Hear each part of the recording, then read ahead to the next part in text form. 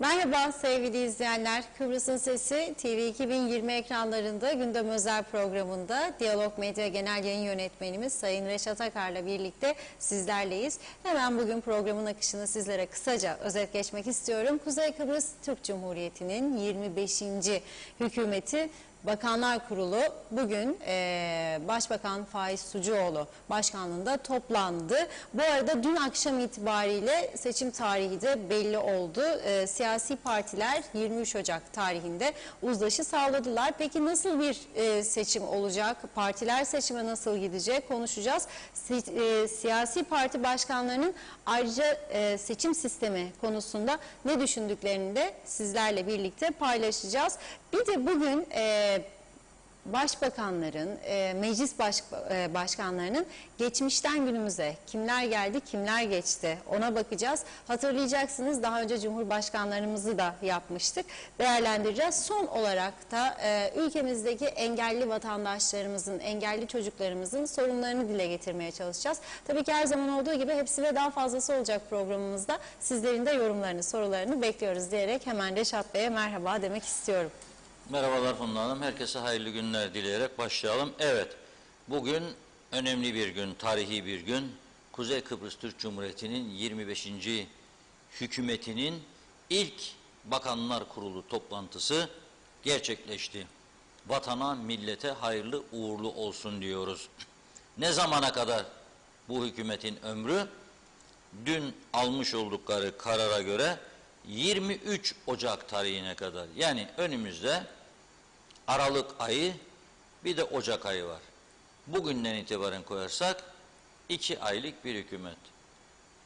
Bugün 9 Kasım ilk toplantı Bakanlar Kurulu'nun, 9 Aralık 1. ay, 9 Ocak 2. ay, 23 Ocak demek ki 2,5 ay yaklaşık süreyle bir görev yapacak bu arkadaşlar, Bakanlar Kurulu üyeleri. 2,5 ay içerisinde de haftada bir toplansa Bakanlar Kurulu, demek ki ayda 4 kez, 2,5 ayda 10 kez toplanacaklar. 10 kez. 10 toplantı, 10 toplantıdır. Yine de biz hayırlı uğurlu olsun diyoruz. Vatana, millete iyi işler yapsınlar, halka hizmet etsinler diyoruz. Ve tabii bu arada Faiz Sucuoğlu Bey Başbakan olarak, bu gördüğünüz fotoğraf işte tarihi fotoğraftır. Orada görüyorsunuz. Faiz Bey baş yerde oturuyor.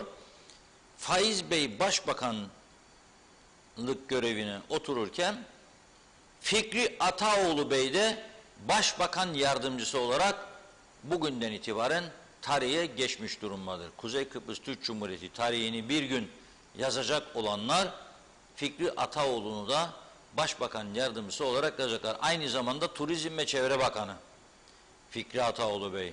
Bir de şimdi başbakan yardımcılığı sıfatını yüklendi. Kolay bir iş değil. Oldukça ağır bir yükü var şimdi. Hem başbakan yardımcısı olmak, hem turizm, hem çevre çok zor bir iş. Yani çok ağır bir görevi üstlenmiş oldu. Faiz Sucuoğlu Bey de öyle. 2,5 aylık sürede vatandaşın beklentileri var. Aslında tüm Bakanlar Kurulu'nun işi zor. Neden zor? Mesela sağlığı ele alalım. Sağlığı ele alalım. Hastanelerdeki durumu dün size aktarmıştım. Hasta yatakta ağır bir vaziyette, ilgili doktor diyor ki falan da seni görmesi lazım ama o falan doktor da dedi, yani isim vermiyor. Falan bölümün doktoru da bir türlü çıkmıyor olduğu yerden. Çünkü ya çok yoğun, ya listesi karmaşık, vakti yok, ya da böyle başa böyle tıraşlıyordur o da. Maaşı düşük, mevkisi düşük, saatler acayip falan filan. Bir nedeni var yani. Ama hasta bu taraftan gidiyor. Bay bay. Gittiği zaman kağıdına ne yazıyorlar biliyor musunuz? Hipertansiyon, beyne pıhtı atması, şudur budur. Bir şey atıyor zaten ama bakılmadığı için atmış olabilir beyne pıhtı. Bakılmadığı için o an kalp krizi geçirmiş olabilir. Elektrosunu çekip de damarların tıkalı olduğunu gördüğün halde hiçbir şey yok deyip de gönderdiğin için de ölebilir. Sebep var. Hastanenin eksiklerini bir tarafa bırakıyorum. Yataklar iyi çalışmaz, çökmüş vaziyette, çarşaflar pislik içinde, ne bileyim sandalyeler kırılmış, dolaplar kırılmış bir tarafa. Canını kurtarabilecek durumda mıyız hastanenin? Değil. Personelin bir kısmı gerçekten her şeye rağmen ne yapabilirim diye çalışırken, bir kısmı da tamamen sorumsuz. Hiç umurunda bile değil dünya. Oraya giden hastaya şefkat göstermesi gerektiğini düşünemeyecek kadar bencil olanlar var. Otorite yok çünkü. Baş doktorsun diyor ya baş doktor yardımcısı ama yetkisi yok. Onlara hesap soramaz kimse. Yaptığı yanına kalıyor. Çünkü bir dayısı vardır. O göreve beni getiren gene geldi buraya diyor mesela. Ünal Bey gitti, Ali Bey geldi ya diyebilir ki Ünal Bey gitti, o koyunsun o Ünalcığa gitti. Geldi benimki, seninki geldi ama bak söylüyorum. Söylüyorum 74 gün sonra o da bay bay diyecek. Bu da başkası gelecek. Kimler geldi, kimler bay bay dedi gitti. Bugün biraz ondan bahsetmek istiyorum. Yani meclis başkanlarından da başbakanlardan da. Cumhurbaşkanlarını daha önce söylemiştim. Tarihe geçecek bir durumdayız. Ama bu arada biz sırf halkımızı aydınlatalım diye parti mecliste temsil edilen partilerin genel başkanlarına ulaşamadığı zaman arkadaşlarımız partinin içerisinde bir isme ulaşarak bir nabız yoklaması yaptık. Nedir bu nabız yoklaması? Dedik ki tamam 23 Ocak için seçim kararı aldınız. Tamam karma oyun kalıp kalmamasını görüşmeye başladınız. Ama 6 parti var mecliste. Mesela bir tanesi bir milletvekili. Ve bir milletvekilliğine bakanlık alıyor. Adamın 3 milletvekili var, 2 tane bakanlık alıyor. Bu işlerin ortadan kalkması için barajı acaba biraz yükseltmek doğru olur mu? Ne dersiniz? Var mısınız? Yükseltelim. Çünkü erken seçime hepsi Hodri meydan dedi. Demek ki güveniyor bir şeye ki Hodri meydan diyor. Ben de dedim ki sorun bakalım dedim sayın genel başkanlara %10 baraja ne diyorlar? Başlıyorum. Başbakan UBP Genel Başkanı Faiz Sucuoğlu. Biz diyor %8 önerdik ama kabul etmediler. Faiz Bey'in demeci orada. Kendisi de orada. %8 dedik diyor, kabul etmediler. CTP Milletvekili Erkut Şahali Bey'e Genel Başkan Tufan Hoca'ya ulaşamadığı için bizim muhabirimiz Suna Hanım ona ulaştı. O da dedi ki 5 bile fazladır dedi. Ona çıkmasına karşıyız dedi. Kaldı ki CTP'nin oyları onun üstündedir. O herkes biliyor bunu ama yok dedi. TDP Genel Başkanı Cemal Özyiğit hocama sordular. Hocam dedi var mısın yok musun? Hoca dedi ki yokum dedi. Tamamen kaldırılması lazım dedi. Beşinde. Ama tabii evet. Öte taraftan sorsanız yani korkum mu var yoktur diyecek. Öyle bir korkum yok. Ama 7-7,5'tur galiba son seçimlerdeki oyu TDP'nin. Demek ki 10 olsa Tumba'da gidebilir. Onun için yok diyor. Evet Reşat Bey bu arada sözünüzü kesiyorum ama Bakanlar Kurulu'nda Hasan Taçoğlu'nun açıklaması varmış canlı yayında. Hasan Taçoğlu olamaz. Öyle bilgi geldi içeriden. Hasan Taçoğlu Bakanlar Kurulu üyesi değil. Ben de şaşırdım ama canlı yayını varmış Bakanlar Kurulu. Buyurun izleyelim. Verelim bakalım. Yaklaşık %20 büyük bir büyümeyle meclise gönderilmiş bulunmaktadır. Ve burada dikkat çekecek en önemli unsur yine başta personel harcamalarıyla %19'luk bir artış söz konusudur ki illaki 2022 yılın bütçesinin mecliste bütün partilerinde konsensus vardığı gibi geçirilmesiyle alakalı işlemler süratle tamamlayarak herkese iyi akşamlar diliyorum.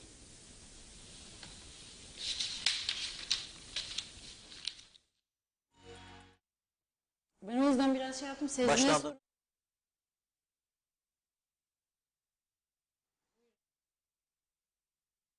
Karışıklık oldu.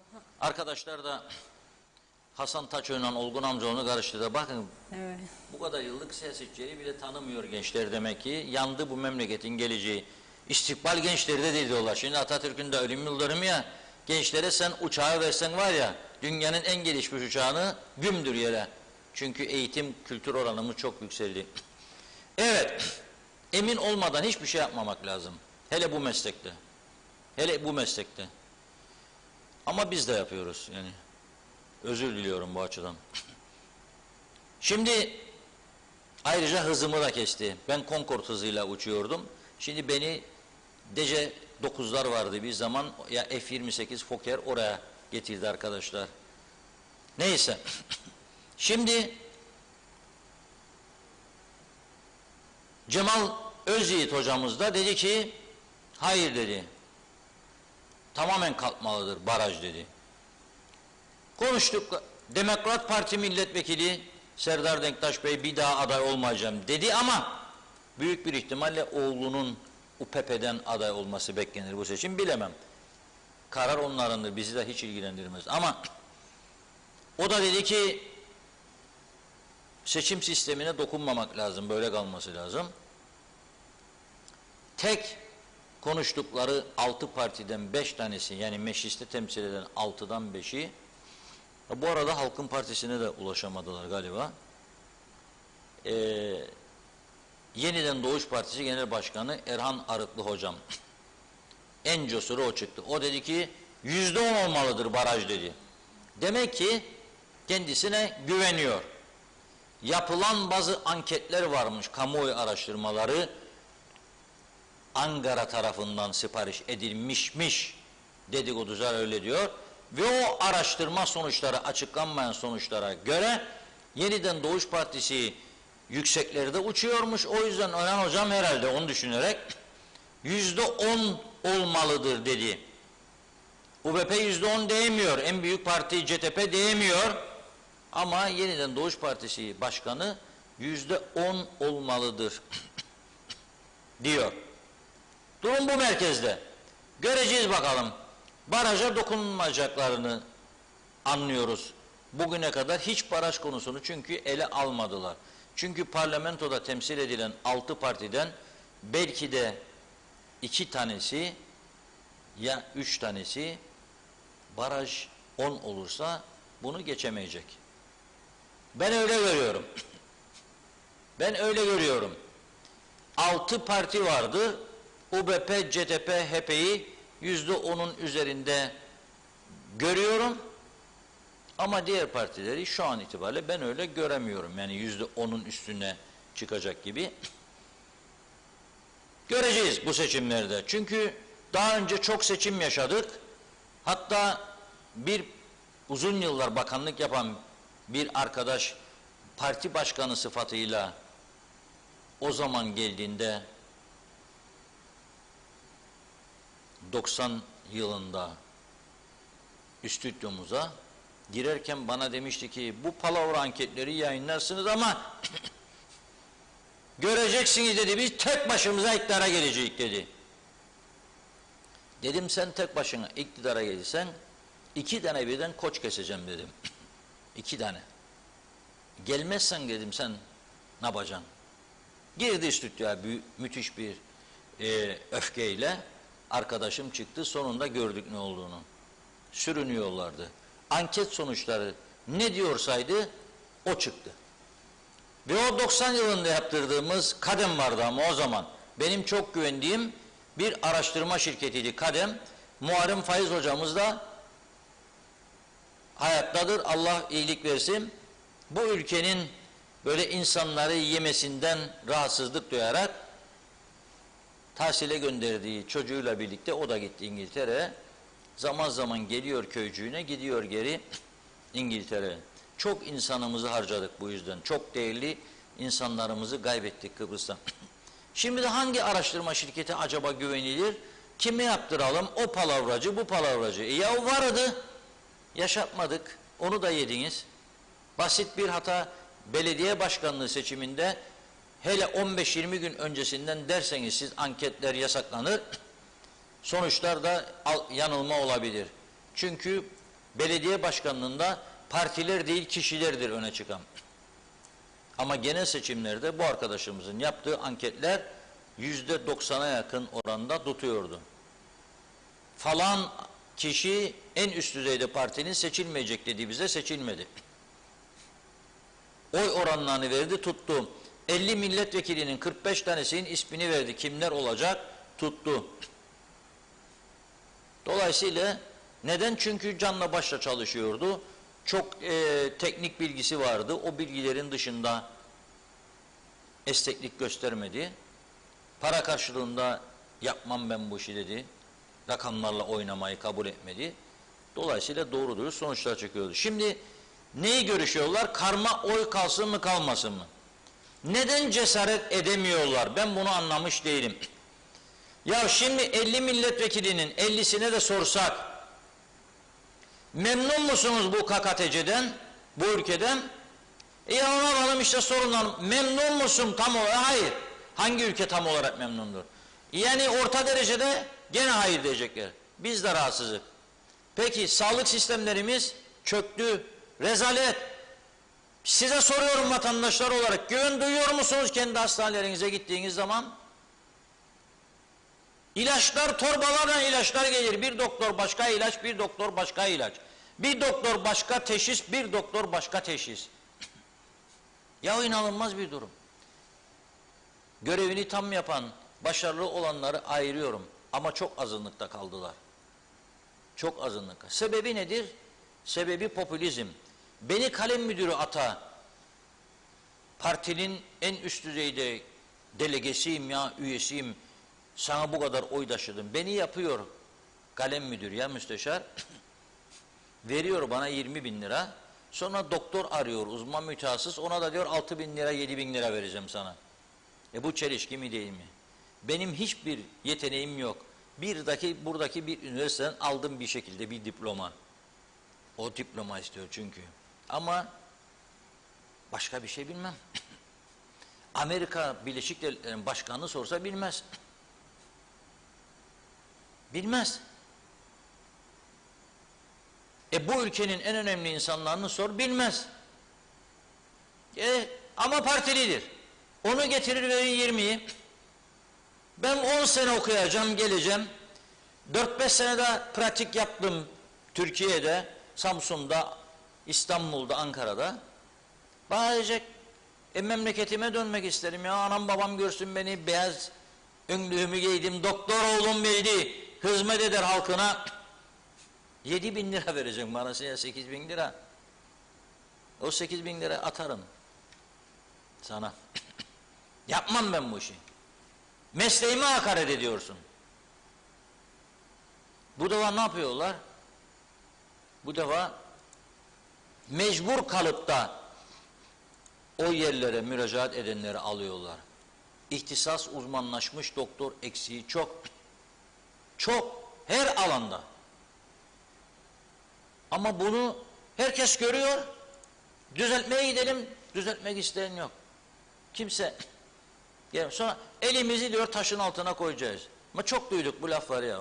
Ne demek? Kullanmayın lütfen bunu. Ateşten gömlek giydim diyor. Neyi ateşten gömlek giydim? Ateşten gömlek giyen adam yanar be arkadaş, yanar. Yanınca ne yapar? Sağa koşar, sola koşar, öne gider, arkaya gelir. Su alır döksün üstünden yanmasın diye. Siz onu da yapmazsınız. Nasıl yandınız? Yahu yanıyorsan al bir kova su da dök başından aşağıda, yanma. Memleket yanıyor, dök bir kova su da kurtar bu insanları.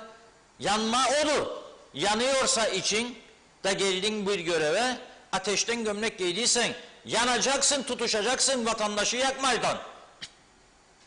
Yapabiliyor musun sen bunu? O da yok. Ne yapmaya bana bu lafı söyleyin ikide bir de. Elimi diyor taşın altına koydum. Yahu taşın altına koysanız elleriniz ezileceğiydi be şimdiye kadar. Arkadaşım, elleriniz ezim olacaktı. Acı çekeceydiniz de diyeceydiniz ki kaldırak bu taşı artık da iş yapalım. Kaldır taşı da iş yap. Ellerin oynasın. Al makası eline, al bıçağı eline kes. Kanayan yarayı düzelt. Yok arkadaş. Hiçbir şey yok. Şimdi bana oturdular. Olsun mu olmasın mı karma sistem. Size ben buradan bir vatandaş olarak Hodri meydan çekiyorum aylardır, yıllardır. Tek bölge seçimi. Eğer bütün ülkeye hizmet edeceksen, bırak Güzelyurt, İskele, bilmem Mor Menekşe, tek bölge KKTC, herkes oy verecek sana. Ha bunlar ne yapmış? İşte oy verme hakkı varmışmış. Dün gece de tartıştım arkadaşlar. Ama bölge bilmem ne kadar öne çıkarmış. O bir bölgelere bilmem nereye tesir edermiş. Hep mastiga. Hep mastiga işler. Ve tabii zorlaştırıyor sayımı seçim sonuçlarını. Yok be arkadaş öyle. Bir milletvekili seçilmek için 115 bin oy gerekirse 285 binden seçmenden 115 bin oyu alacak tümünden. Başka o bölgeden girdiğimde Güzelyurt ekibi sonra göreve tabi Güzelyurt milletvekili diyor, Sağlık Bakanı oldu. Daha bölgecilik devam ediyor demek. Zaten milletvekillerinin bakan olması doğru bir şey değildir. Onu değiştirin, onu da değiştirmezler. Çünkü herkes bakan olmak için milletvekili olur. Bak geçen gün UBP'den bir bayanın açıklamasını okudum size. Herkes beni tebrik etti diyor, halk bekliyordu diyor. Ama yapmadılar beni. Beni bekleyenlere diyor, bakan olarak bekleyenlere teşekkür ederim. Sağ olun diyor, takdirinizi falan filan filan. Yani yapmadın diyor. Bugün de bir arkadaş, bakın, sendikacı paylaşmış. Çok hoşuma gitti paylaşımı. Duyduk duymadık demeyin, okuyorum. Az önce diyor, bir internet haber sitesinin köşesinde diyor, önümüzdeki genel seçimlerde aday olacağım yönünde haberim çıktı. Sağ olsun haberi gören arkadaşlar diyor beni aradılar. Kendilerine de söylediğim gibi ne şimdi ne de gelecekte öyle bir düşüncem yoktur. Sendikamda diyor, parantez içinde kamusen, ülkem için mücadeleye devam edeceğim. Sendikada isen kamusen de kamu görevleri için mücadele ediyorsun. Osman arkadaşım. Madem bak bir internet sitesi de seni buldu çıkardı ortaya da yazdı. Bak daha kimse ne partiler belli ne seçim daha dün gece. Adaylar hiçbir şey yok. Da seni bulup çıkardıklarına göre var bir şey demektir bu işte. Bence ol aday ol. Sen de koy elini taşın altına ol. Bütün millete hizmet et. Sadece kamusen üyelerine değil. Bir özellik buldular ki şimdi buradan siyasete girmek isteyen, milletvekili ve bakan olmak isteyen herkese bir davet yapıyorum. Bugünden başlayarak hangi partiden aday olmak istiyorsanız yazınız lütfen bize. Ben bunları listeleyeceğim. Sonra okuyacağım ve diyeceğim ki partiye, ey CTP diyeceğim, sana 100 tane isim okuyorum buradan. Değerlendir bakalım bunları. Sadece parti MYK'sı falan gitmeyin. Bak adamlar istiyor milletvekili olsun. Mesela diyeceğim bu doktor, bu öğretmen, bu çiftçi, bu bahçeci, bu dozerci, bu inşaat yapımcısı, müteahhit mesleklerini de vereceğim. Her meslekten olması lazım zaten. Yani sadece doktor doldurursak meclisin için olmaz ya. Hastanede de lazım doktor, söyledim biraz evvel. Hastaneye lazım doktor. Meclisin içine oturup da ben bu insanların altın değerindeki eğitimlerini falan boşa çıkarmam doğru değil. 10 sene doktorluk eğitimi gördü. Hipokrat yemini etti. Sağlık hayat kurtaracak diye. Ne kapatacağım ben onu meclisin içine daha o hakkını elinden alacağım. Bir tane iki tane yeter. Gerisi hastaneye. Ama bunun yanında kamyon şoförü de olsun, dozerci de olsun, kasap olsun, market sahibi olsun veya market işçisi. İşçi de olması lazım. Çok renklilik gerektirir bu iş. Zaten bak yani ne oluyor ki zaten mecliste? En acil yasaları, en önemli yasaları değiştirmedikten sonra ne oluyor ki? Ölümlü trafik kazası 5 yıl önce de 7 seneydi, şimdi de 7 sene. Hafifletici nedenler falan filan 2 kişiyi öldürür 4 yıl. Sonra şartlı tahliye kurulu kurarlar kendi kendilerine. Yap bir müracaat çık, bakayım listeciye, bizim partiye de gelsin yakınların falan. %50 bağışladım be Mehmet sana, düştü 2 yıla. 2 tane can gitti, 2 yıl. Da elim taşın altına koymuş da ateşten gömlek giymiş. İşte o eller, o taşın altındaki eller sözde ve o gömlekler sayesinde bakın nerelere geldik. Nerelere geldik? Nerelere? Yola çıkarken rahat huzur içinde gidiyor musunuz acaba evinize? Gece bir yemeğe çıktınız, 12 gibi döneceksiniz. Rahat huzur içinde gidiyor musunuz? Bakın çekiyorlar, beyaz tozlar çıkıyor arabalardan, sonra uçuyorlar. Gidip de fuar kapısına vuracağına sizin üstünüze çıksa ne olacaktı ya? Ne olacaktı? Ne olacaktı? Kağıt üstünde 42 bin bine öğrenci görünürmüş. Kaç bin tanesi gitmiyor okula?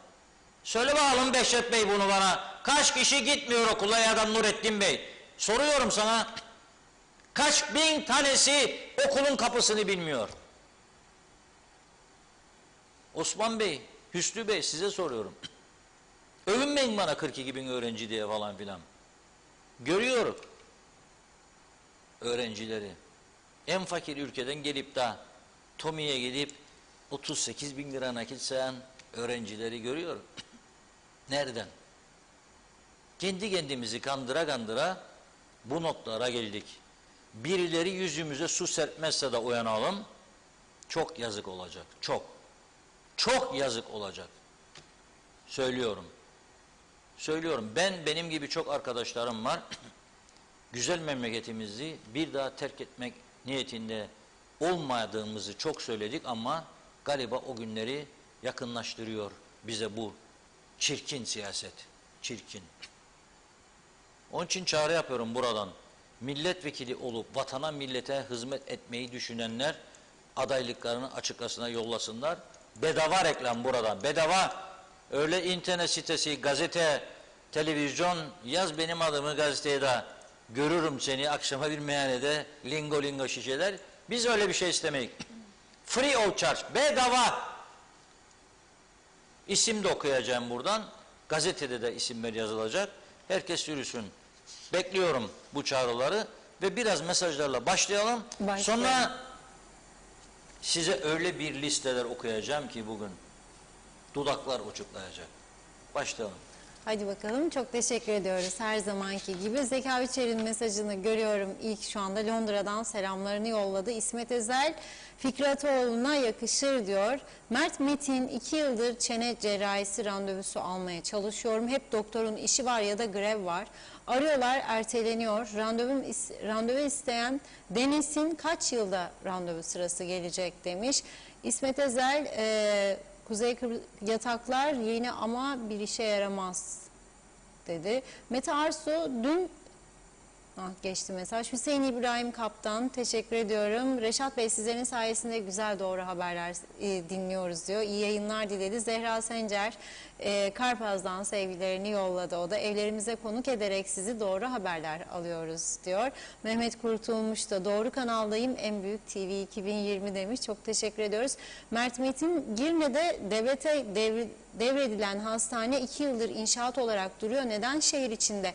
Akçiçek trafikte insan 10 defa ölür. Ambulansla oraya gitmek, çıkmak imkansız. Yazık bu işkence neden demiş. Fatih Aztekin iyi yayınlar diliyor. Teşekkür ediyoruz. İsmet Ezel barajı indirelim varım yazmış. Mete Arsu Çatalköy Tatlısu arası yollarımız çok kötü. Lütfen yetkililer en azından yollarımıza bir çizgi koysun.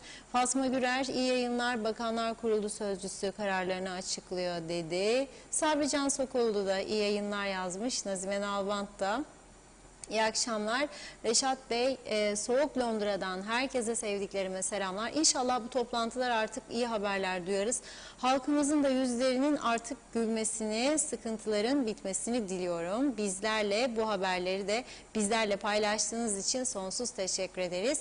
Artık halkımızın hakkında hayırlısı olsun saygılarımla yazdı. Mehmet Akın, hoş bulduk Mehmet Bey. Kuzey Kıbrıs'ta Covid-19 bitti mi? Haberiniz var mı? Benim haberim yok diyor. Kimse kişisel önlem almıyor artık. Sizlere söylüyorum, artık bu korona ilkokullara kadar indi. Ne olacak çocuklarımızın durumu? 2'de 1 antijen PCR istiyorlar. Pozitif vaka sürekli çıkıyor sınıflarda ve sınıflar kapanıyor. Zaten çocuklar bir haftada 3 gün, bir haftada da 2 gün okula gidiyorlar. Yani bu eğitim sistemi yok diyor, çökmüştür. İsteyen övünebilir, göğsünü gere gere, eğitim seviyesi çok yüksek KKTC diye. İsmet Ezel, Cemal Hoca'nın fikrine tam destek yazmış. İsmet Sencer de hayırlı yayınlar, bir şey olmaz diyor. İsmet Ezel, Serdar Bey'e katılmıyorum dedi. Arıklı'ya da hiç inanmadım diye eklemiş bir diğer mesajında. Salih Taşkın, Yaradan'a kul, seçim neyimize? Gündem seçim değil, geçimdir. Bence tek çare İttifak politikasıyla seçimleri boykot etmektir. Sürer durumda seçimlere katılarak bir süs aksesuarı olarak yer almak ve seçimleri meşrulaştırmak değildir. Bence çare ittifak politikasıyla seçimleri boykot etmektir. Birleşik Federal Kıbrıs'ı oluşturmak için mücadeleyi uluslararası platformlara taşımaktır. İyi yayınlar dedi. Ali Gül başarılar yazmış. Teşekkür ediyoruz. Hasan Nihat Erduran, %75 oylar mühürdü, 25'i karmaydı. Onun da yarısı yanlış, geçersizdi. Yani seçmen ağırlıklı olarak karma istemiyor. %10 baraj küçük partileri parti içi demokrasiyle büyük partilere temsile zorlayacak. İstikrarlı hükümet gerekli, bence iyi olacak kalma kalkarsa. Bülent Küçük, bakıyorum. Kuzey Kıbrıs erken seçimleri için yapılması gerekenleri sıraladı. 1 diyor, karma oy sistemi kaldırılmalı. 2, tek bölgeli seçim sistemine geçilmeli. 3, seçim barajı en az %10 olmalı. 4 ise hızlıca başkanlık sistemi getirilmelidir. Saygılar. Doğan Faryalı, iyi yayınlar. Öyle bir duruma geldik ki her şeye hasret kaldık. Uzaktan bakar olduk diyor. Daha ne desin, ötesi var mı? Bence de yok. Soner Sabriler, selamlar Reşat Bey, sevgili Funda Hanım. Bu 6 parti barajı bir yana bıraksınlar da halkın ekmek parasının olmadığına bakın. Sizin tuzunuz kuru tabii, meclisi eleştiriyor, meclistekileri. Musa Su İçmez de hayırlı yayınlar diliyorum. En doğru ve kesin anket, net tespit sonucu halkın takdir sonuçlarıdır dedi. Lütfi Toruntay, bakıyorum uzun bir mesaj, hızlıca aktarayım. Selamlar Diyalog TV ailesi. Herkese mutlu, huzurlu, sağlıklı akşamlar dilerim. Ben bir şikayette bulunmak istiyorum. Özür diliyorum ama bugün eşimle birlikte ismini de paylaşmış. Devlet hastanesini arayarak ortopedi doktorundan randevu almak istedik. Oradaki sorumlu şöyle cevap verdi. Aralığın 19'undan sonra arayın dedim. 19'undan sonraki güne yazın dedim diyor. Hayır, yazamayız demiş. Randevu alacaksınız. Peki o zaman aradığımızda ne zamana randevu vereceksiniz diye sormuş. Şimdiden bilemeyiz demişler. Teşekkür ederim. Herkese lütfen kimse hasta olmasın diyor. Hükümeti de eleştiriyor. Mehmet Akın, bu arada trafik kazaları ve ölümler, adli suçlarda patlama oluyor. Emniyet kuvvetlerinin park cezası, radar cezası vesaire yazması bile bir işe yaramıyor. Belirlenen bağlantı yollarında kimlik sorma, arama yapılması, hatta şehir içinde bu şekilde denetim yapılması kaçınılmaz hale gelmiştir. Yoksa bu olayların önüne geçilmez. Gün gelir her şey için çok geç olur. İyi yayınlar dedi. Mehmet İnancı, hoş vakitler değerli dostlarım, koronasız günlere diye yazmış inşallah. Turgay Gezen, Fikri Bey şimdi başbakan yardımcısı sıfatını da elde ettiği için sadece bir elini değil 2 elini taşın altına koymuş oldu. Mehmet İnancı, selam Reşat Bey, şimdiye kadar elini taşın altına koyan görmedim. Yanında da görmedim. Menfaat çıkar her şeyden öncedir KKTC'de. Hüseyin Şahin, iyi yayınlar, karma oya değindiniz, itinayla izliyorum her akşam. Lütfen cesaret varsa karma oy kalkmamalı. Evet. Kendine güvenen girsin, halka sorsunlar ama korkuyorlar dediğiniz gibi. Tek bölge ve karma kalsın ki bazıları eve gitsin diye yazmış. Mustafa Kendir de tek bölge ve tamamen karma seçim olursa çalışan vekil seçilir, çalışmayansa evine gider diyor. Hatice Mumin iyi yayınlar dilemiş. Teşekkür ediyoruz. Mustafa Özcan, dünkü önerileriniz doğrultusunda piyasaları ve halkın ekonomik durumunu rahatlatması konularında Faiz Bey'e güveniyorum. Güvenmek zorundayız. Ama bir ağacın kökleri yerine dallarını sulayarak hayatta kalması ne kadar olanaksızsa şu anda içinde bulunduğumuzda tam olarak bu. Halil Anıldı, selamlar, sevgiler diledi. Teşekkür ediyoruz. Hayırlı yayınlar. Karma oy adı üstünde farklı ideolojik düşüncedeki insanları bir potada buluşturma yöntemidir. Bu liberalizmin bir yöntemi olabilir ama sınıf mücadelesine inananlar için bir yöntem değildir. Parti örgütlüğüne tamamen terstir. Siyasal partilerin gücünü kırma yöntemidir. Bu yöntem kombinacıların yöntemidir. Bu yöntem toplumda farklı sınıfsal kesimleri temsil eden siyasal partilerin tercih edilmesi yerine ahbap-çavuş ilişkisi içinde olanları bir araya getirme yöntemidir. Örgütsel kazanım yerine bireysel kazanımı öne çıkaran bir yöntemdir. Bu yöntem gör beni göreyim seni yöntemidir. Asıl olan partiye mühürdür. Yani seçim yasası gündeme gelecekse karma oy kullanma iptal edilmelidir diyor. Evet, Nazime Hanım, Nazime Nalbant, bakın Covid okullara kadar yayıldı. 7-8 yaşlarındaki çocuklar pozitif çıkıyor. Ne olur daha iyi denetimler yapılsın. Lütfen nacizane benim görüşüm dikkatli olun. Herkes aşılarını yapsın. Bakın geçen gün yine aşısını yapmayan Covid'den kurtulamadı. Bunları duydukça çok üzülüyoruz. Aşısız kimse kalmasın diyor. Eskiden de aşılar vardı. Herkese yapılırdı. Kimse tedirgin olmazdı. Şimdi de öyledir. Yapmayan diğerine de yapma der. Yapanlar en azından atlatır. Ne olur doktorlara uyalım. Saygılar. Doğan Falyalı, kolay mı tek bölgede aşı katılsın? Tek bölge başarı ister, liyakat ister, bilgi ister, vicdan ister. Şakaya gelmez dedi. Hüseyin Şahin, tek bölgede karma kalsın, oylar kolay sayılır ama karma kalksın, her bölgeden oy gelsin, koltuğa yapışayım diyor. Evet, Cimcik'te hayal demiş, kaldırım ya da yaya geçidi yapsınlar yeter diyor aslında. Asıl mandıradır bunun için demiş. Dünyada Kuzey Kıbrıs kadar herhalde kötü bir yer demek istedi. Yer yoktur diyor, eleştiriyor. Mustafa Aşık Kofalı da, Reşat Bey hayırlı yayınlar. Tüm ekibinizde çok doğru şeylere imza atıyorsunuz. Bizi yönettiğini zannedenler, tüm milletvekilleri bu düzeni güzel zannediyorlar. Onlar ateşten, gömlekten değil, Zivania'dan yanarlar yazmış. Ahmet Aktuğ iyi yayınlar. Bence Reşat Bey aday olsun diye yorumda bulundu. Mehmet Şenler iyi yayınlar diliyor. Hasan Kasapoğlu, Kuzey Kıbrıs'ın halleri, telgrafın telleri, diline sağlık Reşat Bey yazmış. Vedat Allahkerim de hayırlı yayınlar diledi. Mehmet İnancı, gelen yabancıların çoğu uyuşturucu ticaretiyle uğraşmakta Reşat Bey. Bunu önlemek devlet acilen polis teşkilatını güçlendirmesi gerekir. Başka çare yok diyor. Hasan Nihat Erduran da, nasıl gider iş koluna göre ayrı tasnifli sıralı gelir vergisi listeleri demiş.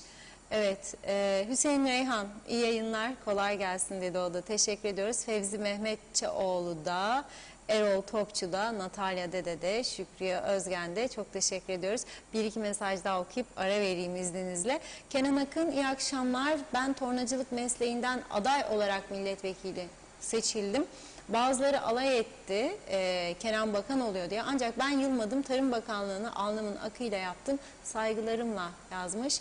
Hasan Nihat Erduran, solcu buçuk, sağcı buçuk, solcuya oy vermektir karma. Seçilenin bile kafası karma karışık olur diyor. Turan Tarzan hayırlı yayınlar diledi. Son olarak Necdet Mavi Gözlü de Kuzey Kıbrıs Birleşik Afrika Pakistan Cumhuriyeti'nden hayırlı yayınlar diliyor. Yaklaşık bir haftadır programı izleyemiyorum ama görüyorum yine milletvekilliği. Beni ilgilendiren konu Afrika kökenli insanlar, kaçak olarak yaşayan insanlar demiş. Yollardaki trafikteki araba çokluğu, ne olacak memleketin hali? Turist olarak adaya gelen bir daha geri gitmiyor diyor. Devamlı gündeme getirin, halk için daha faydalı olur demiş. Yoksa diyor beni milletvekilleri hiç ilgilendirmiyor.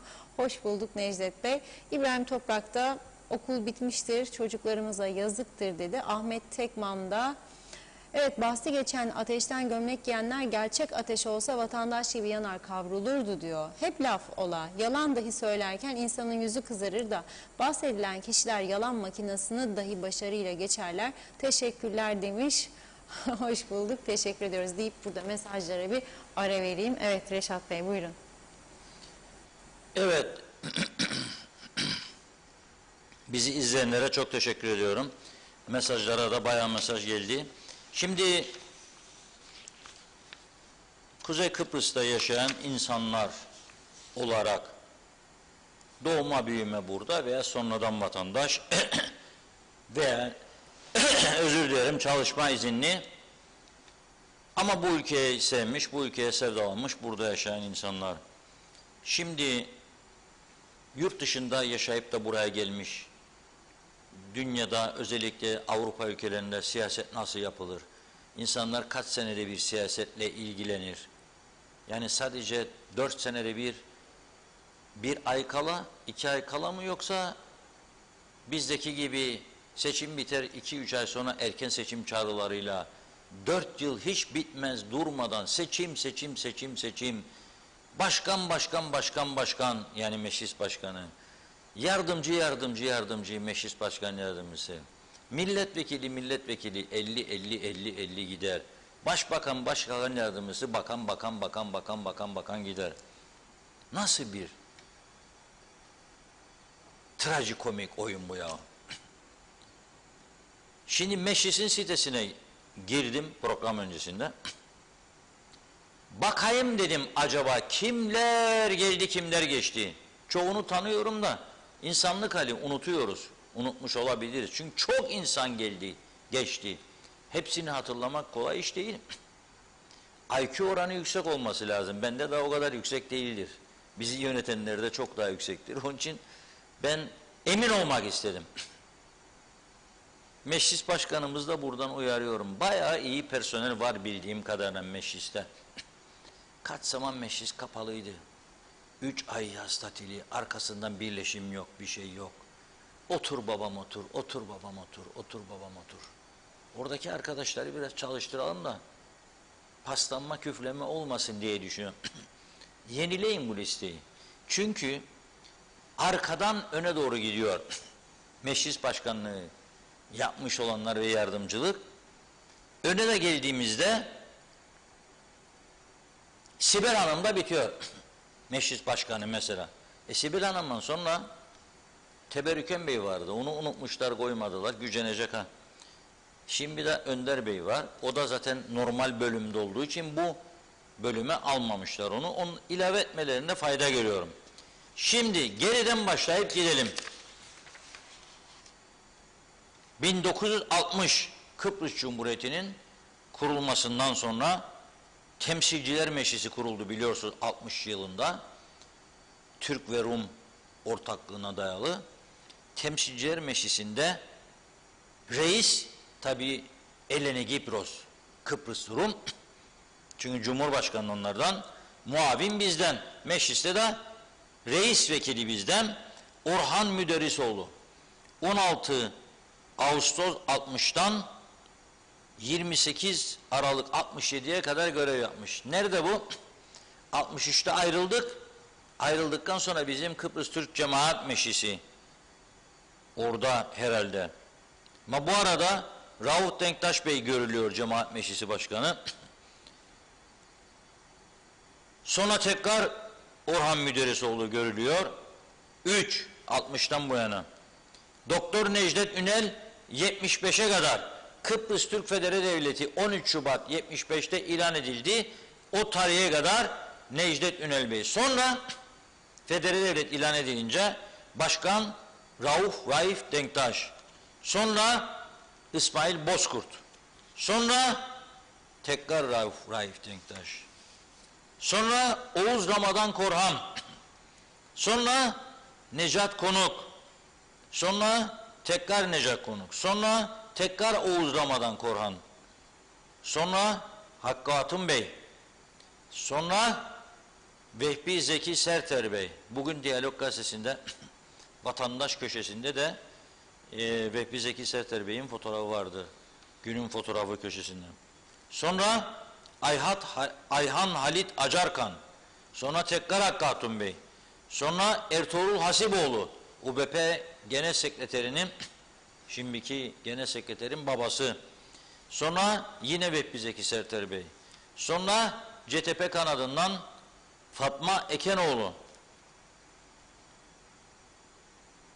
14 Ocak 2004 girmiş, 11 Mart 2005, sonra gene devam ediyor 2005'ten 2007'ye, sonra gene devam ediyor 2007'den 2009'a, sonra Doktor Hasan Bozer 2009'dan 2013, sonra Sibel Hanım 2013'ten 2018'e, sonra Teberrükön Uluçay, şimdi Önder Sennaroğlu. Sayalım mı? 1,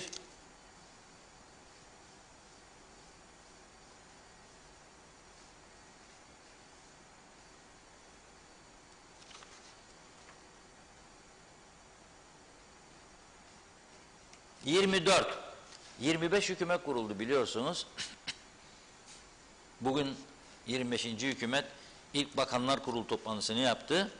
Burada 24 tane meclis başkanı var. Düşünün siz. 24 tane meclis başkanı.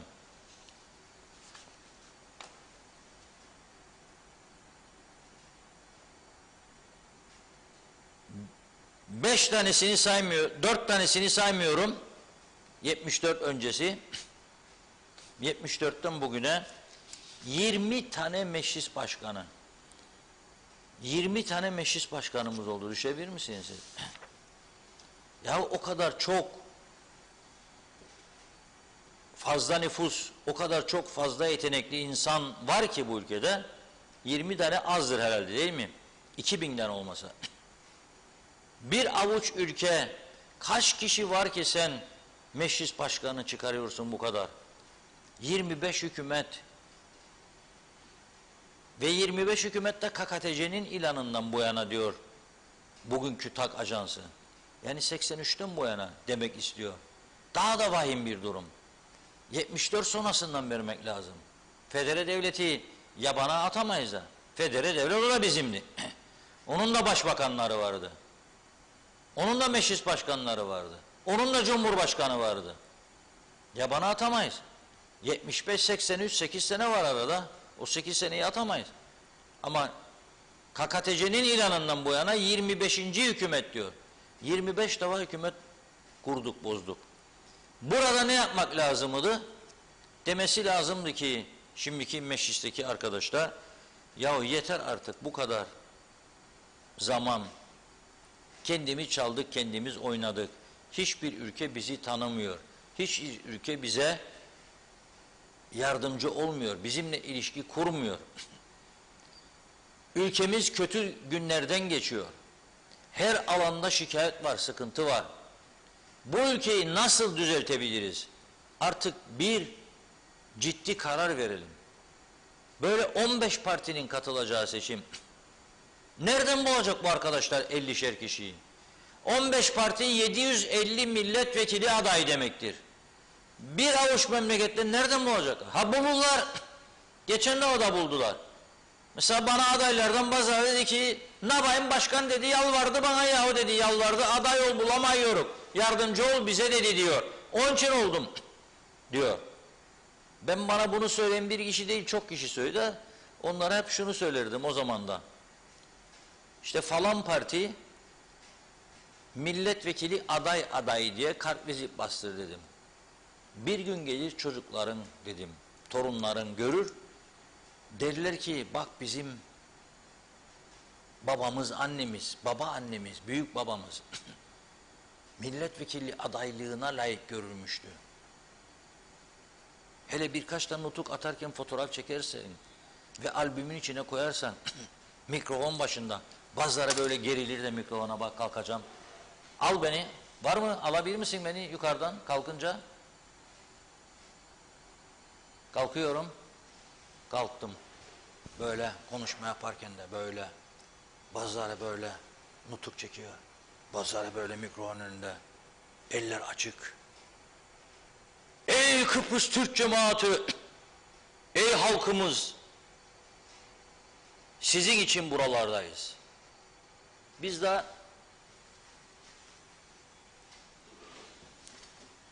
Hellim gibi bir isim koyarım ben bizim halimize. Söylemem yayın yasaklarına girer. Sonra bana bazıları kızar da ben öyle değilim diyebilir. Ama ben genelleme yaptığımda Kıbrıslı Türkler olarak bizi heynen başlayan bir isimle ararım. Hiç ayıbı yok, arkadaşlar aramızda konuşurum. Hellim gibi bir isim. Bizim gibi hellim gibileri de böyle şak şak şak şak şak şak şak şak şak. Ya ya ya şaş yaşa Mustafa Başkan çok yaşa. Ne seçmediniz Naimoğlu'nu milletvekili? Gece gündüz ovalarda, mandıralarda hayvanları tedavi eder. Veteriner, çalışkan, parti düzenleri. Aday çıkarırlar, sonra da dararlar arkadan. Öyle o lafı onlar kullanır. Benim lafım bu. Dararlar, daradılar beni derdiler. Kaybedenler. Ne yapmaya daradarsın? Korkarlardı kazanmayayım diye. Eğer o 750 kişiyi bulursan birbirinizi darayacaksınız. Öyle insanlar var 10.000'de bir oy alma şansı yok. Hiç kimsenin tanımadığı, bilmediği ve siyasetle hiçbir ilişkisi olmayan ve olamayacak olan zorundan çıkarıyorlar. 50'yi bulacağım diyor. İnat bir murat. 15 tane parti bulur. Onun için diyorum yani tamam yani demokratik hellimle başlayan bir ifademiz olmasa gerçekten bir Avrupa'yı zihniyet, düşünce, yaşam tarzımız olsa, modern insanlar olsak ve siyaseti gerçekten hizmet edebileceğimize inandığımız için seçersek o zaman ne korkacağım ben %10 barajdan? Ne korkacağım %8'den? Ne korkacağım 5'ten? Ama biz olsun da nasıl isterse olsun bir yerden 2 tanemiz girsin diye ötekilerini de maşa gibi yapıyoruz bu işi. Yazık günahtır ya. Bir partinin fuar alanında kurultayı oldu. 10.000'lerden kartvizit attılar oraya. Tamam matbaacılar da iş yapsın bir şey değil. Memnun oldum. Biraz iş yapsınlar ama kağıt sıkıntısı var dünyada. Bakın dün bizim kağıtçı uyardı arkadaşlara. Dedi ki Mart'a kadar kağıt yok ha demiş. Niçin? Dünyada kağıt sıkıntısı var. Ne yapacak kardeş? Dedik. Bul çaresini dedi. Bulacağız. Bir çare bulacağız. Onun için bu ad hoc çok da güzel bir şey var. Ad hoc komite. Şimdi beni aradı birisi dedi ki kusura bakma dedi. Ben dedi mor menekşeliyim. Ad hoc ne demektir? Yahu dedi. Dedim senin aklını seveyim demektir. Ad hoc aklını seveyim komitesi. Yani akıllı insanların karar ürettiği bir komite. Ne yapacaklar? Dedim karma oy var mı yok mu? Yok ya karma oy kaldırmasınlar bana dedi. Gerçi dedi anamla geçen daha dedi hepsini yüzüne gözüne bulaştırdı dedi. Giderler arkasına koca karar verirler listeyi. Anne doldura bak bizim adamdır bunu yanlış sayacaksın da kadın sayar 25 sayacağına 26 tane doldurmuş 25 sayar çıkar sonra oyu geçersiz. Yahu kaldırdın koca karıyı yataktan götürdün 80 yaşında. Günlerle de uğraştın, eğitim verdin, öğrettin. Karıştıracak tabii. Oy ama gitti boşuna. Ne götürdün kendini sandığın arkasına? Bir mühür ya da mühür vurmasın, ya çizsin. Kendine güvenirse 50 tane. Tek KKTC milletvekili. Pratik, çözüm yapmıyorlar. Aynı zamanda bağımsızlara da fırsat verin. Sen o 3000 oy alacaksın. Milletvekili seçileceksin. Parti ekibindensin diye ve bölgecilik Güzelyurt'tan mesela 3000-3300 ben aday olacağım bağımsız 103.000 oy aldım hayır seçilemem. Seçim sistemiymiş engelmiş. Ya istiyor. Olamazsın diyor. Olamam diyor. Geleceksin benim şemsiyeme gireceksin. Senin şemsiyene gelirim ama aslında birinin yanlış olduğuna bir işin ama parti meyakan, parti mesinir ki bunu yapacaksın der. Ya birinin yanlıştır. Ne yapalım parti kararıdır diyor. Veyahut da doğru bir öneri götüreceksin. Hayır diyecek sana bir tanesi için 2 tane. Yıkarım bu parti meclisini diyecek. Kaldıracak bir de sandalyeyi böyle. Geri adım atacaksınız. En hayati konularda yürüyemeyeceksiniz. Rum tarafı da açıkladı, barajlarda %50'nin biraz üstündeymiş doluluk da üzülüyorlar. 50'nin biraz üstünde üzülüyorlar. Bizim barajlarda ne kadar? 145 milyon metreküp suları varmış. Geçikköy Türkiye'den gelen sudur. Bunlar Yunanistan'dan gelen sudan bahsetmiyor. Bunlar yağmurlardan oluşan kendi barajlarındaki sulardan bahsediyor. 18 barajları var. 17 de bizim var sözde. Soruyorum. Bir kişi bizde şu anda gölet veya baraj ne derseniz deyin adına ne kadar su vardır bilen varsa buradan aşağı atlayacağım. Onlar da otomatiktir. Onlar da otomatiktir. O kadar açık ve net kendime güvenerek söylüyorum ki giriniz Google'a Cyprus Dams diye yazın, çıkacak karşınıza elektronik paylaşım devlet sitesi. Şu anda Kuris barajı, bilmem ne barajı girin, ne kadar su vardır ayrı ayrı barajlarda miktarı bileceksiniz. Bu elimizi taşın altına koyarak yücelttiğimiz KKTC'de 17 tane barajın veya göletin kaç tanesi kurudur? Kaç tanesinde damlası yoktur? En az 12'sinde, 11'inde. Geri kalan 5'te 6'da ne kadar su vardır? Bilen yok. Bilen yok. Nasıl ölçerler bu suyu? O da belli değil.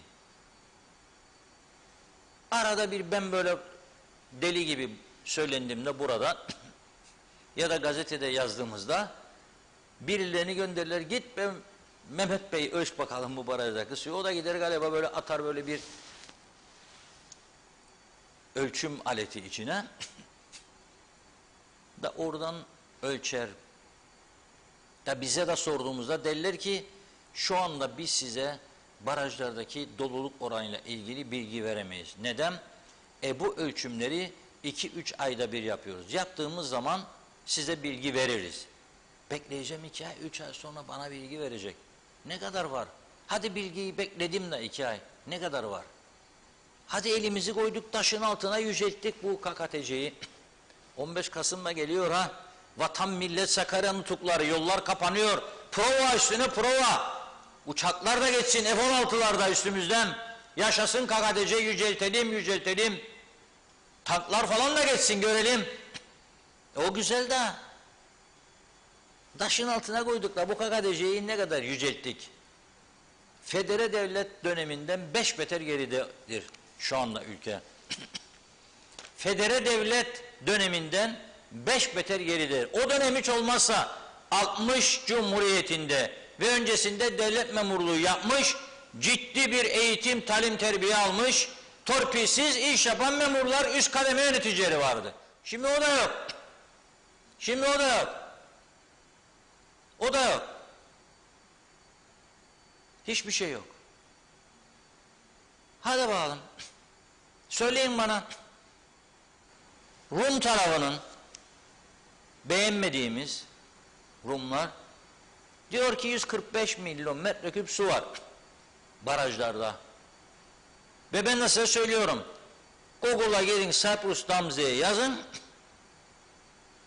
Karşınıza çıkacak.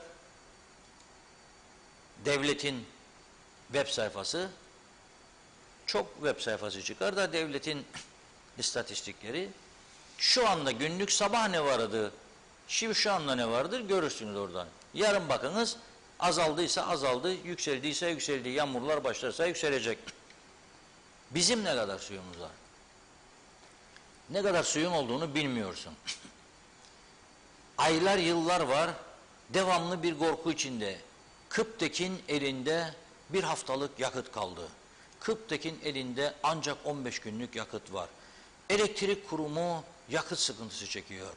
Yakıt sıkıntısı olduğu için her gün bölgesel elektrik kesintileri başlayacak. Bugün de galiba Güzelyurt'ta vardı. 5 saat.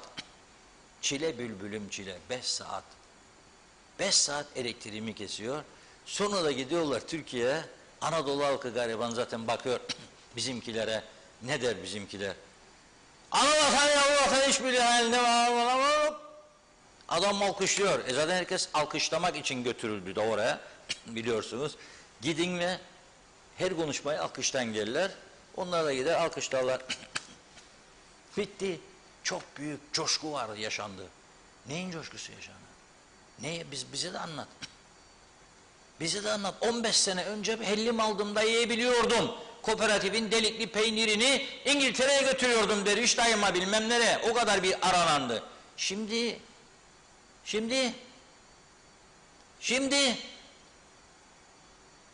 nerede? Kooperatiften bahsettim de Kooperatif Merkez Bankası müdürünün 150 bin hissene zırhlı araç alıp alamadığını inanın hala teyit edemedim. Kimseden bir şey çıkmıyor. Soruyorum buradan. Söylesin, müdür almadım desin. Gerçekten o zaman alkışlayacağım. Ama aldıysa da eleştireceğim. Hazırlıklı olsun. Soruyorum. Şeffaflık sözü vermişti bize Faiz Sucuoğlu Bey. Ondan da bekliyorum bu açıklamayı. 150 bin isterliğine Kooperatif Merkez Bankası müdürüne zırhlı lüks araç alındı mı alınmadı mı? Bu ekonomik krizde çökmüşken insanlara sen aşı alamazken grip aşısı alındı mı alınmadı mı soruyorum. Bir cevap bekliyorum. Uğraştırmayın bizi. Neticede öğreneceğiz bu işi. Şeffaf olun ve çıkın söyleyin. Anlaşılır gibi değil gerçekten. Bir acayiplik var. Diyorum acaba biz çok çalışıp çok yoruluyoruz. Bizim ruh halimiz mi değişti? Hangi doktora mı görünsek diyorum bazen. Sonra diyorum gideceğim, psikolojim bozuldu dersem da bana verir al bir hapçık diye de ondan sonra ben bulutların üstünde gezersem ne yapacağım? Programlar da gümbürtüye gidecek. Onun için diren diyorum, diren. Ama nereye kadar? Nereye kadar? Yani insanların da o kadar değiştiği bir ülkede nereye kadar? Onun için bir şans var. Bu ad hoc komite, yani Allah Kerim Komitesi de olabilir adı. Yahut da üst düzeyde IQ'su yüksek üyelerin oluşumundan oluşan komite İnşallah partilerinden onay alaraktan tek bölge milletvekillerine no bakanlık böyle bir karar alırlarsa kocaman bir alkış. Ama alamazlar. Peşin söyleyeyim. Alırlarsa özür borcum var. Özellikle de milletvekillerine bakanlık yolu kapandı dediğiniz anda 5 parti bile 50'şer aday bulamayacak. Altını çizerek söylüyorum. 5 parti bile 50'şer aday bulamayacak. Çünkü girdin oraya bakanlık. Bak UBP'li bayan milletvekili ne dedi? Halkım beni istiyordu dedi. Tebrik de ettiler dedi. Kabine açıklanmazdan önce. Ama dedi beni yapmadı dedi. Ali Pilli Bey 8,5 ay önce dünyanın en iyi sağlık bakanı ilan edilmişti. İlandan bir hafta sonra dinlenmesi gerektiği gerekçesiyle yorgundu, uyuyordu dedi. Bakanlar Kurulu toplantılarında unutmayalım o günün başbakanı uyuyordu dedi. Görevden almaya gerekçe gösterecek ya. Onun için dedi aldım dedi. Bir haftada değişti. Sonra Ali Bey 8 ay dinlendi, mücadele verdi. Şimdi gene geldi. Allah kısmet ederse 74 gün daha Sağlık Bakanlığı. Hiç olmazsa diyorum bu hastaneleri birkaç tane sandalye falan eksiklerini gidersinler. Çok acil olan birkaç ilacı belki yardım toplarlar, dost arkadaşlardan alırlar da ilerleriz. Pozitif enerjiyi bozma niyetinde değilim. Pozitif enerjiyi sürdürmemiz lazım. Başbakanlardan da size bir liste okuyayım. Sonra devam edelim. Meğer Rauf Denktaş Bey'in başbakan olarak da adı geçiyor. Sonra Necat Konuk Bey 76-78, sonra Osman Örek Bey 78, 21 Nisan'dan 12 Aralık'a kadar sadece. Kuzey Kıbrıs Türk Cumhuriyeti'nin en kısa süreli başbakanı. Mustafa Çağatay Bey, ona da Osman Örek Bey ve Necat Konuk Bey gibi Allah'tan rahmet diliyorum. Kuzey Kıbrıs'ın yetiştirdiği en dürüst politikacılardandı. Her zaman söylerim, söylemeye de devam edeceğim. 12 Aralık 78, 15 Kasım KKTC'nin ilan yıl dönümüne kadar 83. Sonra 15 Kasım 83, 13 Aralık 83.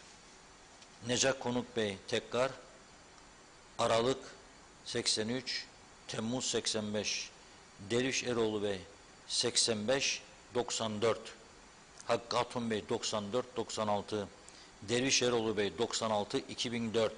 Mehmet Ali Talat Bey 2004, 2005. Serdar Denktaş geçici diyor. 23 Nisan 2005, 26 Nisan 2005. Bak Serdar Bey diyor ki siyasete girmeyeceğim, çekiliyorum diyor. Ama bak ne güzel bir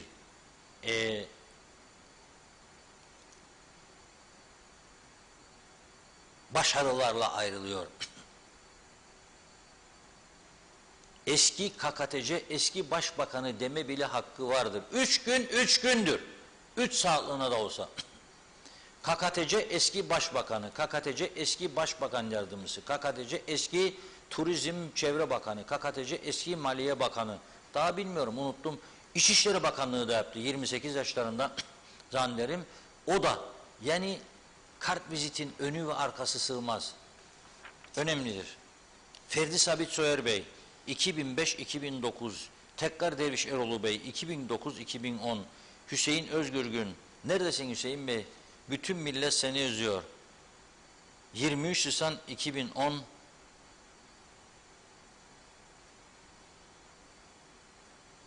...14 Mayıs 2010 diyor. Geçici dönemiymiş o. Sonra gene geldi. İhsan Küçük Bey 14 Mayıs 2010, 13 Haziran 2013. Siber Siber 13 Haziran 2013, 2 Eylül 2013. Özkan Yorgancıoğlu 2 Eylül 2013, 15 Temmuz 2015. Ömer Galyoncu Bey, gençlerden 100 tane gence soralım. Ömer Galyoncu Bey kimdir diye, Özkan Yorgancıoğlu Bey kimdir diye bir tane bilen çıkmayacak içinden.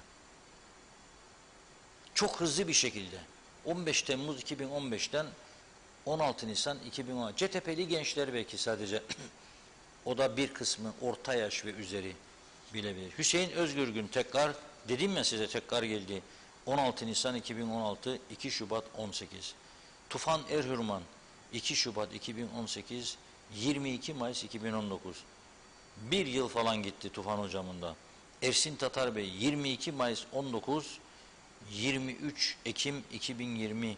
Dejur diyor, dejur. Sonra 9 Aralık 2020 diyor. O da de facto.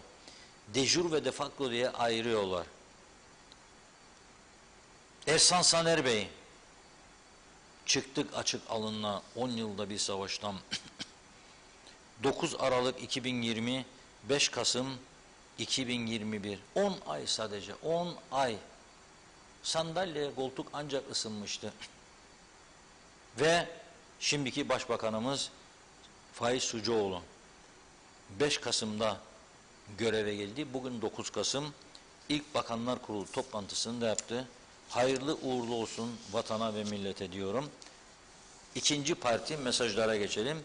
Sonra bir pozitif enerjiyle Devam edelim. Hadi bakalım hızlıca başlıyorum. Ferit Ergün, iyi akşamlar dilerim. Bizim memleket düzelmez çünkü kişisel çıkar için seçim sandığına gidiliyor demiş. Cengiz Refikoğulları o da okul konusuna değiniyor. Çocukların 7 günde bir yapılan testleri 30 günde bir olsun çünkü çocuklara zarar veriyor. Örnek de vermiş. Benim yeğenimin testlerden dolayı devamlı burnu patlıyor. Buna bir çözüm bulun. Buna bir yorum yaparsanız sevinirim dedi. Mustafa Kurak, şimdi tasarruf zamanı, milletvekillerinden başlayalım. 50 milletvekili 20'ye düşürülsün. Hasan Nihat Erduran, Kuzey Kıbrıs'ta gelir vergisi vermeden altyapı, yol, okul, hastane, adalet, asayiş isteyen ne kadar çok insan var, şükürler olsun demiş. Necdet Mavi Gözlü, bu ateşten gömlek ve taşın altına elimi koydum laflarını artık kaldırsınlar diyor. Laflar çok eskidi. Ateşten gömlek de giymek için deli oluyorlar. Bu ne turşu, bu ne lahana yazmış. Nevin aşkım, Funda Hanım Karaoğlanoğlu'nda kalıyorum. Gece 2 adımlık markete arabayla gidiyorum. Çünkü kapkaranlık, her yer sokaklar kapkaranlık, yabancı uyruklularla dolu, yürümeye korkuyoruz. Memleket bizim olmaktan çıktı. Duyurun lütfen. Erkan Kocabaş, Reşat Bey keşke siyasete girsen. Yorulduk bu siyasilerden. Her yer yanıyor yazdı. Selçuk Uskan, şimdiye kadar yüzümüz gülmedi bu siyasiler yüzünden. Yeni seçim yine aynı adamlar bakan olacaktır. Yine yüzümüz gülmeyecek diyor. Mehmet Acar, sıcak ülkede işler hep yavaş yapılıyor. 12 günde yapılabilecek işler bir ayda yapılıyor. Hükümet işlerinizde ağır vites gidecektir.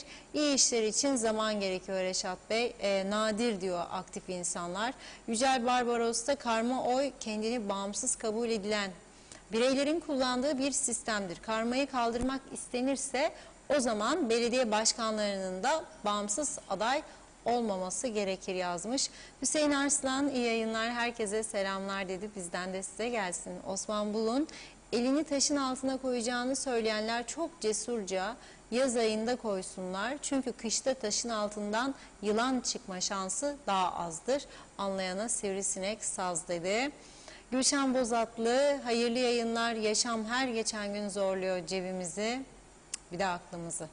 Evet, Yusuf Gencer, baraj korkusu olan partiler barajın artırılmasına elbette karşı çıkarlar. Şimdi 3 partinin baraj korkusu yok. UBP, CTP ve YDP. YDP'nin üye sayısı 11.000 ise bravo, diğerleri korkar. Mehmet İnancı, Arıbalı yerler Reşat Bey, meclise giren vekillerin IQ'ları Mars'a kadar uzanır yazmış. Fikret İpekçioğlu, meclistekilerin bazıları Dallas dizisini kıskandılar, böyleleri ise Kıbrıs'ımızı tanıtacak ya da yönetecek. Doğan Falyalı, kim giydi ateşten gömleği? Halka giydirdiler de haberleri yok diyor. Ne zaman benim oyum çok değerlidir, anlaşılırsa o zaman tamam derim diyor. Şimdi bu durumda deneyecek bir şey bırakmadı, sustum kaldım demiş. Hasan Nihat Erduran, 63'te katledildik, soyulduk, sömürüldük. Birleşmiş Milletler'de suçüstü yakaladı, yargılamadı, şımarttı. 67'de yine, 74'te yine ve biz hala izole, ambargolu. Hiç kimse bana uluslararası hukuktan bahsetmesin. Siyasiler bu konuda bile birlik beraberlik içinde değiller. Hayretteyim, ne statü koymuş bu böyle maşallah diyor. Evet, emojiler var, geçiyorum onları. Süleyman Ege, Luricina'da devletin bizimle hiç ilgilenmediği, üstelik askerin ovaya çıkmamıza bile, kendi malımıza bile gitmekten binbir zorluk çıkartıyorlar. Bunları da gündeme getirebilir misiniz demiş. Mehmet İnancı, Naimoğlu olmaz Reşat Bey, sinirlidir, döver sonra insanları yazmış. Evet, bakıyorum Metin Maraşali, iyi akşamlar, kolay gelsin, iyi yayınlar diliyor. Şenay Sami de Londra'dan selamlarını yolladı. Özerk Raif, siz önce olun diyor. İnternet sitesini ben yapacağım yazmış. Mehmet İnancı, Reşat Bey gün gelecek Kıbrıs Adası Dünya Kuraklık Listesi'nde 7. sırada olduğunu uzman görüşler altını çizerek söylüyor. Suyun değeri o zaman anlaşılacak. Salih Kanal'da, Reşat Bey bizdeki mevcut birçok barajlar kurudu. Bu kuruyan barajların derinleştirme çalışması yapılması gerekir ki kış ayına hazırlık olsun. Barajların doluluk oranı daha fazla arttırılsın. Kimse bu konuda bir çalışma yapmıyor. Sonra da ağlarız kuraklık var diye. Kim kime dumduma. Nazım Enalbant, mutlu iyi akşamlar. İyi ki varsınız. Keşke sizin gibi iyi şeyler konuşan, iyi düşünenler olsa. Keşke barajın ne kadar suyu kaldığını bilirler mi acaba? Bir de Reşat Bey, nüfusumuzu bilen var mı? Varsa söylesin, biz de bilelim. Bizde hiçbir şey kimse açıklamıyor. Sadece para yok. O bu. Hep bunları duyarız. Üzgünüm dedi. Evet, Metin Maraşe'de nüfusunu bilmeyen hükümet barajlarda ne kadar su olduğunu nereden bilecek? Ağlarım ben halime baktıkça istikbalime diyor. Deniz Karadeniz, memlekette işsizlik yok. Herkes memur. Aylardır özel sektör işveren olarak eleman bulamıyoruz. Sonra işsizlikten bahsediyorlar diyor ve bir diğer mesajında da demiş ki Deniz Bey, doldurun bakanlıklara, belediyelere, insanları, özel sektörü istemezler tabii ki. Zehra Sencer, iyi akşamlar, kendinize iyi bakın. Çok çarpık bir düzenden, anca bu kadar atamalardan, seçimlerden, kongrelerde ve atamalardan birbirlerini aratmıyorlar. Her şey Arap saçına döndü. Neyse, teşekkür ediyorum Zehra Hanım. Burcu Süerdem'de Reşat Bey, Lefkoşa ve Haspolat arasında Ükü çemberi, yeni üst yol yarım çemberden Lefkoşa'ya kadar olan yol neden yıllardır yol ışık lambaları kapalı? Lütfen bunu dile getirebilir misiniz? Yeni üst yoldaki, yani Haspolat, YDÜ arasındaki yeni yolda haftalardır yol kenarında köpek ölüleri bulunuyor. Kimse onları da almıyor demiş. Belediye olarak kime bağlıysa arayacağım telefonla, teşekkürler yazdı.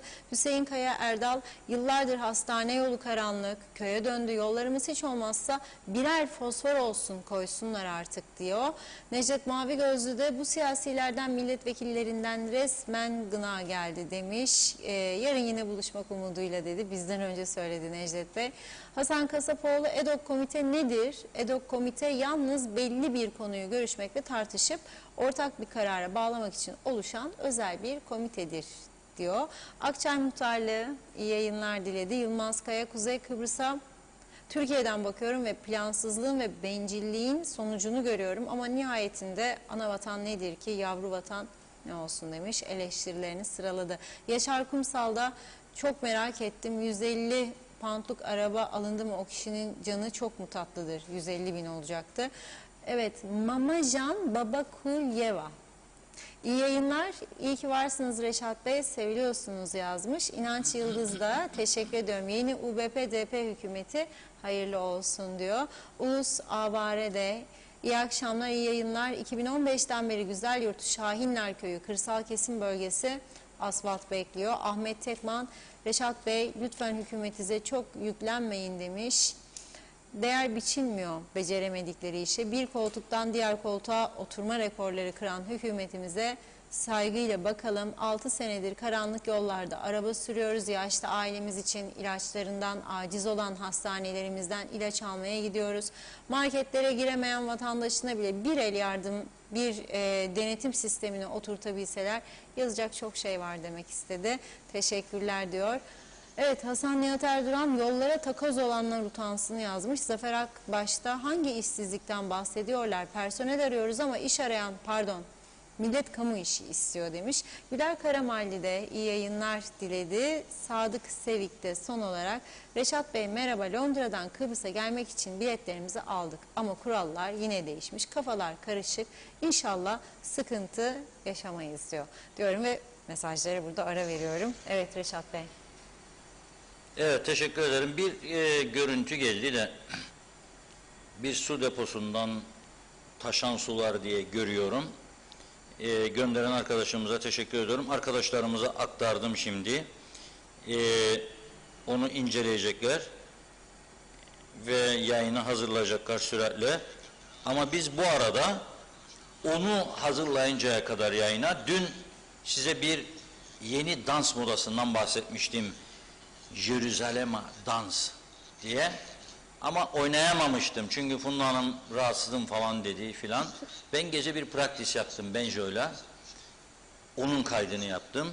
Bazı izleyicilerimiz de bana mesaj gönderdi özelden, dedi ki çok merak ediyoruz nasıl dans ediyorsunuz diye. Ya o dansın iyisi kötüsü yok, yeter ki cesaretini topla, çık meydana. Şimdi ama bir yerli Jeruzalem'e dans vardır. Merit Park Otel çalışanlarının çok güzel bir şekilde sergiledikleri bir oyundur bu. Yani o dansı onlar kendilerine göre organize edip adapte edip o yaptılar.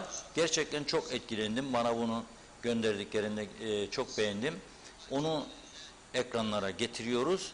Arkasından son konularımızda programımızı tamamlayacağız.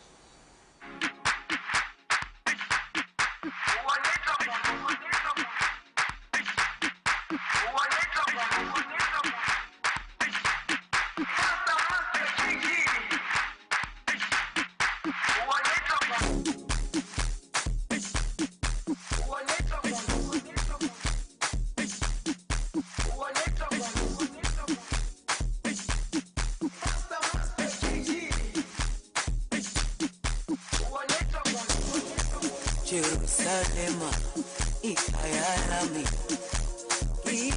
ilondoloze, uhambe nami, zungangishilana. Jerusalema, ikhaya lami, ilondoloze, uhambe nami, zungangishilana. Dawo yami ayikholana, buso wami awukholana, ilondoloze, zuhambe nami. Dawo yami ayikholana, buso wami awukholana, ilondoloze, zuhambe nami. Ilondoloze, ilondoloze, ilondoloze, zungangishilana. Ilondoloze, ilondoloze, ilondoloze, zungangishilana. Dawo yami ayikholana, buso wami awukholana, ilondoloze, zuhambe nami. Dawo yami ayikholana, buso wami awukholana, ilondoloze, zuhambe nami.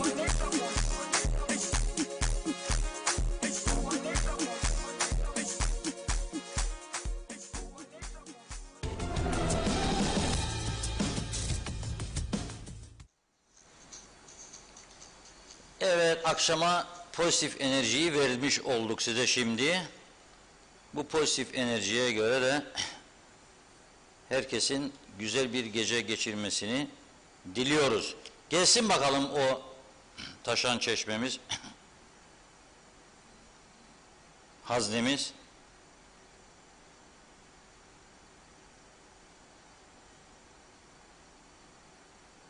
Bir taraftan su sıkıntısı var, bir taraftan eskimiş su depoları, çürümüş, borular patlamış. Kimin umurunda, kimin umurunda? Kimsenin umurunda değil. Ne bakan var, ne gören var. Ne de görmek isteyen var.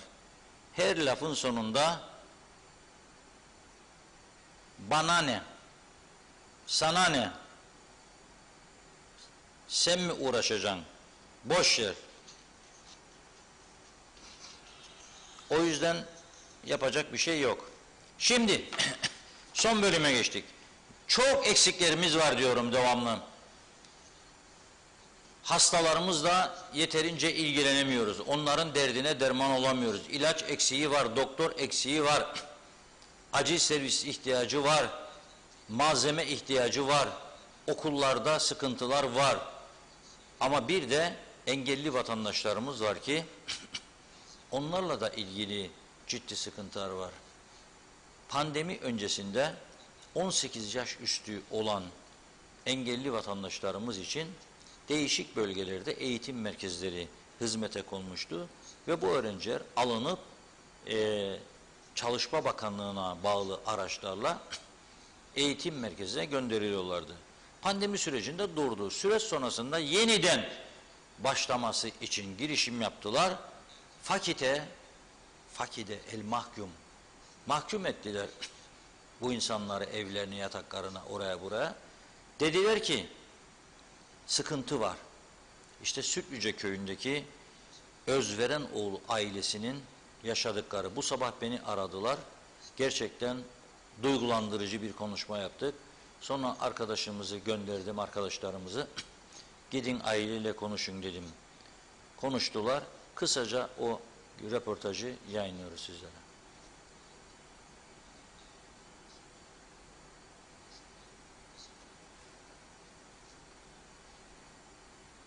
Röportaj henüz ellerinde hazır değilmiş. Evet, Hazır bakıyorum olduğunu. arkadaşlara. Aynen. Hazır olduğunu biliyordum. Yolda yani 2,5 metrelik bir yol vardır montajından reji arasında. Belki yolda kaybolmuştur. Hastanenin dostları kaybolacak değil ya sadece. Hastanenin röportajlar kaybolacak değil sadece. Bizim röportajlar da kaybolur. Neyse, bu ailenin 36 yaşında engelli bir kızı var. Okul servisi arızalanmış. Başka bir servis olmadığı için de demişler ki biz seni artık okula götüremeyeceğiz. Ne oldu da arızalandı diye sorduklarında demişler ki bu arabayı tamir etmek için 40.000 Türk lirasına ihtiyaç var. 40.000. Araba zaten kaç paralık bilmiyorum da oldukça yüksek geldi bana rakam. Bunu da tamir edemediğimiz için, böyle bir para olmadığı için biz sizi daha fazla buraya taşıyamayacağız, götüremeyeceğiz. Ve bu 36 yaşındaki engelli vatandaşımız eve mahkum oldu. Ailesi oldukça üzüntü içerisinde, sıkıntılı. Ne oluyor bizim devletimize diye soruyorlar doğal olarak. Yani bir tarafta 150.000 sterline zırhlı makam aracı alındığı iddiaları, bir tarafta 8-10 ayda bir hükümet değiştirerek, üst kademe yöneticisi atayarak, yeni müşavirler ordusu yaratarak harcanan paralar, servet, bir tarafta kendi kendimize dünyadan çok farklı, dünyadan kopuk kararlar alarak pandemi otellerine akıtılan milyonlarca liralar, bir tarafta bir minibüsün çalışmaması nedeniyle engelli vatandaşlarımızın okula bile, eğitime bile gönderilememesi. Bu şimdi sizlere şu anda veremediğimiz video için üzgünüm. Röportaj için özür diliyorum. Hazır olduğunu biliyordum. Sabah erken saatlerde gönderdim. Geldi, bilgisini aldım. Yayına hazırdır dendi bana. Ama bir kazaya kurban gitmiş olabilir. Yarın bunu sizlere aktarma sözü veriyorum. Ve bugünü bu şekilde noktalıyoruz. Bizi izlediğiniz için çok teşekkür ediyoruz. Sağ olun. Biz de size teşekkür ediyoruz her zamanki gibi. Evet sevgili izleyenlerimiz, bugünlük Gündem Özel programımızı burada noktalıyoruz. Yeniden görüşünceye dek hoşça kalın.